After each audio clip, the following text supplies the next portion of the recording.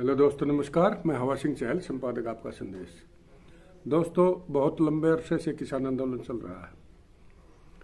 देर सवेर कोई न कोई नया हादसा होता रहता है और जो ही आंदोलन की धार थोड़ी कमज़ोर पड़ती है तो उस आंदोलन की धार कुंद करने के लिए सरकार या प्रशासन की तरफ से कोई न कोई ऐसा मौका दिया जाता है कि फिर से किसान लामबंद होकर और उतने ही फिर एनर्जी के साथ आगे बढ़ने की कोशिश कर रहे हैं।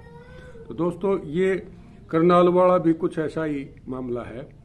इसमें एक एसडीएम लेवल के अधिकारी ने जब सरेआम एक वीडियो वायरल जो हुई है उसमें साफ साफ कहा गया है, इनके सिर फोड़ दो, इनकी टांगे तोड़ दो, इस किस्म के जो बयान वहाँ सरेआम दिए गए हैं, तो अब उसके खिलाफ कार्रवाई ना होना किसानों के गले नहीं उतर रहा।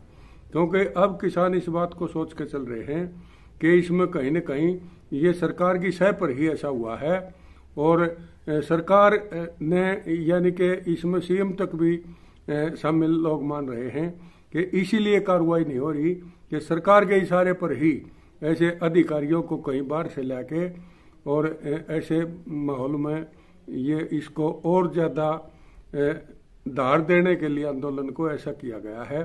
तो बार बार इनको और कुछ लोगों का ये भी मानना है कि दिल्ली से ध्यान हटाकर और करनाल या कोई और जगह हरियाणा में इस आंदोलन को संकुचित किया जाए, यानी सिमटा दिया जाए, ताकि उत्तर प्रदेश के बॉर्डरों पर भीड़ न रहे।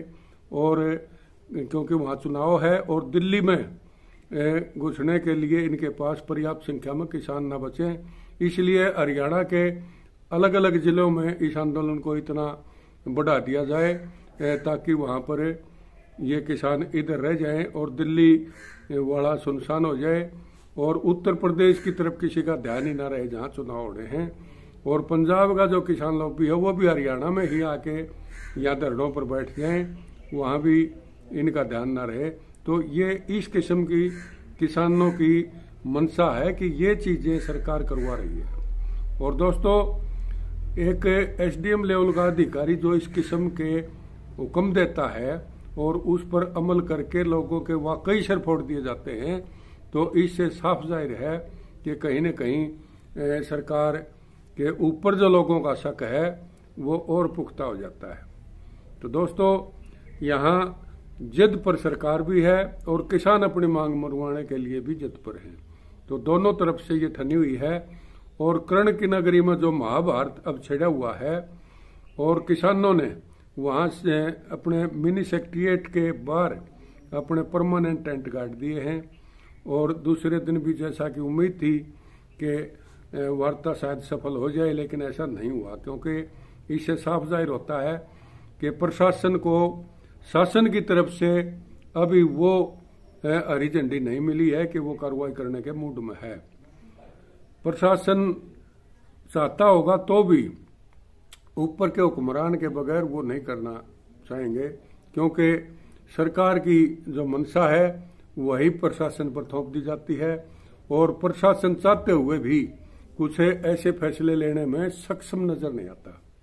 जैसा कि डीसी एसपी के पास बहुत ज़्यादा पावर है, अगर वो चाहें तो इस मसले को हल कर सकते हैं। कमिश्नर लेवल के अधिकारी, सेक्रेटरी लेवल के अधिकारी बहुत कुछ ऐसा कर सकते हैं, लेकिन उन्होंने भी कहीं न कहीं सरकार की सह पर ही ये ऐसा किया हुआ है कि वो अपने आप को ऐसा है समझते हैं।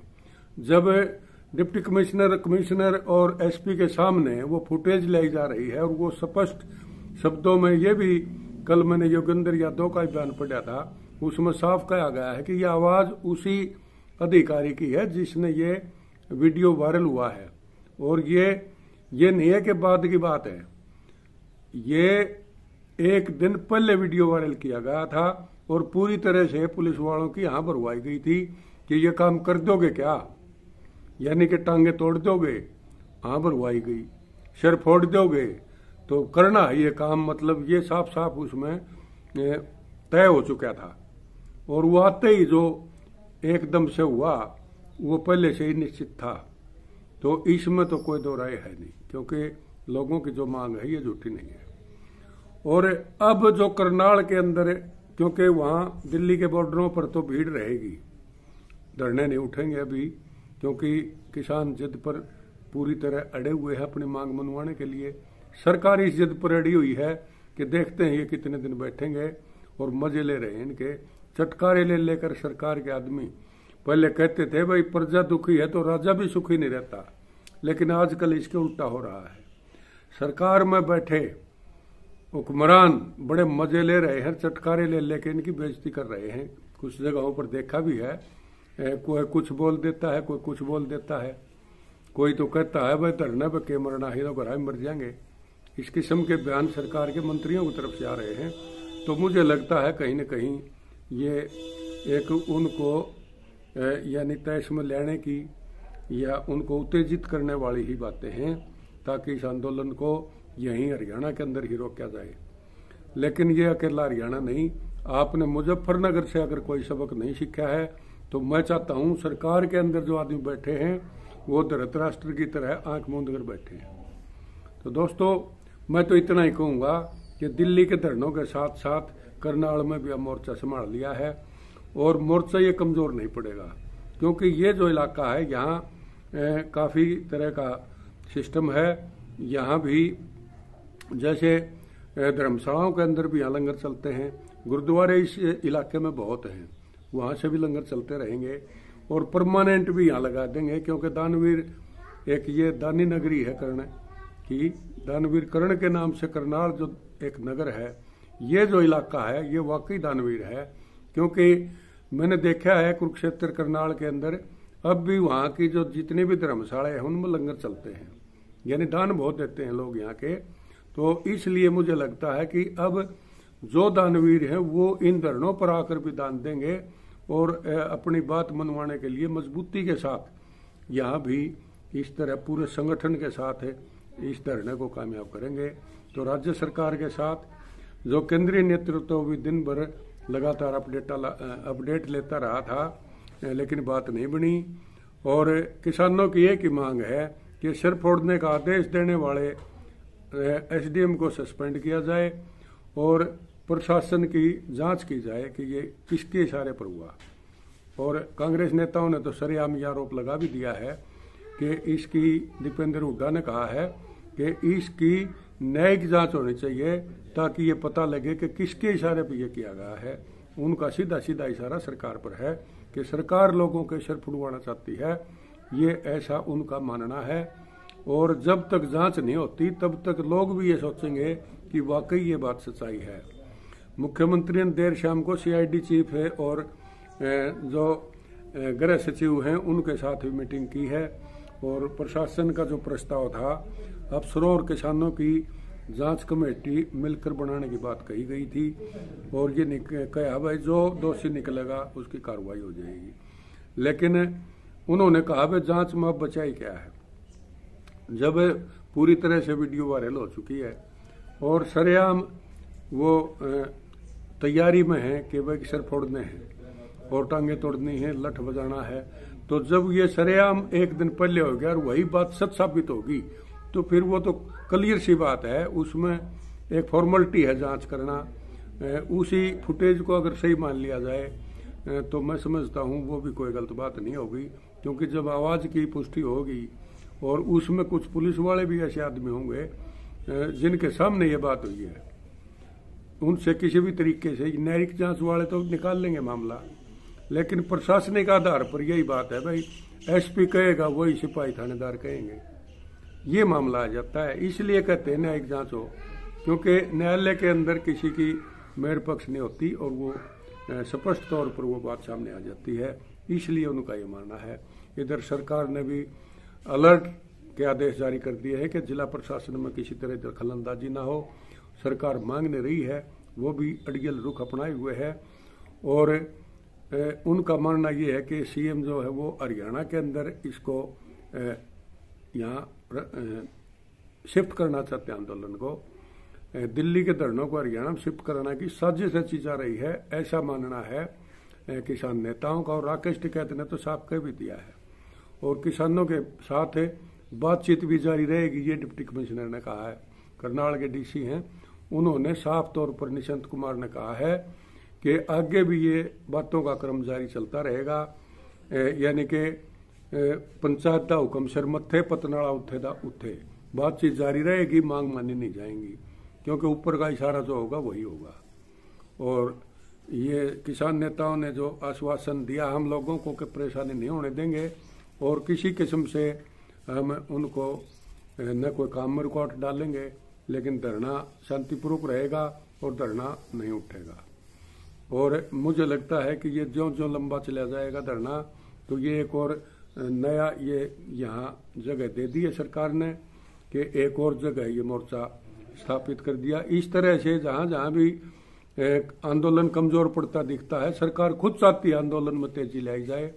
इसी कड़ी में मैं ये देख के चल रहा हूँ कि करनाल की जो इस किस्म की जहाँ मुख्यमंत्री का खुद का ही हल्का है, वहाँ इस तरह की नौबत आना, ऐसे अधिकारियों को लगा देना, इनकी टांगे तोड़ दो, सिर फोड़ दो, तो मुझे लगता है कहीं न कहीं सरकार की मंशा भी यही है कि इनको बिठाया जाए। तो ऐसा सरकार को चाहिए नहीं।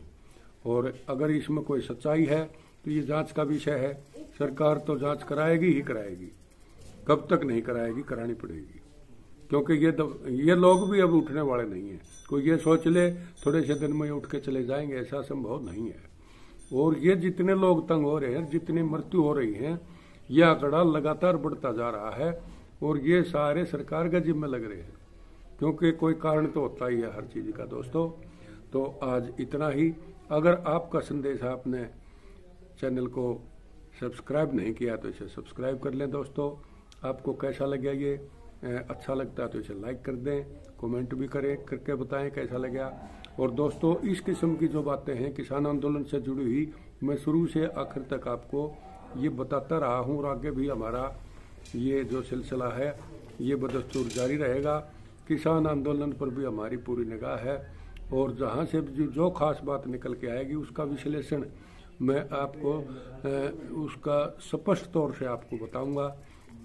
लेस मात्र भी उसमें कुछ छिपा के नहीं रखा जाएगा। किसने क्या कहा, ये बातें भी मैं कोशिश करूंगा कि आप तक पहुंचे, क्योंकि आजकल मीडिया का ज़माना है। बड़ा मीडिया जिसे आप मानते हैं, जो पैसे वालों का मीडिया है, जो बड़े चैनल चलाते हैं, वो ये बातें नहीं दिखाते। सोशल मीडिया के जरिए आप तक ये बातें पहुंच रही हैं। इन बातों का उन्हीं को पता लगता है, या तो हमारे YouTube चैनल देखते हैं और दोस्तों, या फिर वो वहाँ जाकर खुद हाजिर होते हैं, उनको पता लगता है कि हो क्या रहा है। बाकी तो फॉर्मलिटीज हैं। कुछ अखबार हैं इक्का दुक्का वो लिखते हैं, लेकिन पूरी भाषा वो भी नहीं लिखते जो उनको लिखनी चाहिए। इस आंदोलन में काफ़ी कुछ नया मिलता है। तो आज मैं आपको यहीं तक विराम देता हूं। आगे आपका हौसला बना रहे और इस आंदोलन को पूरी मुस्तैदी के साथ शांतिपूर्वक तरीके से रखा जाए, क्योंकि जब भी हिंसा होती है तो आंदोलन फेल होते हैं। तो दोस्तों, मेरा तो एक यह आगाह करना चाहता हूं मैं किसानों को कि इसको शांतिपूर्वक ही रखें, क्योंकि सरकार ने कई बार देखा है, आप लोगों ने भी, कि सरकार चाहती है टकराव हो, क्योंकि सरकार का इसमें कुछ नहीं जाता।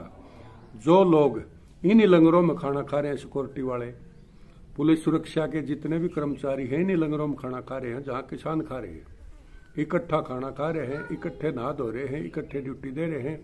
और फिर जब लठम लठा होते हैं तो यही दोनों ग्रुप, सरकार का तो कोई आदमी है ही नहीं यहाँ, इनके लठरीने का मरवान लग रहे हैं।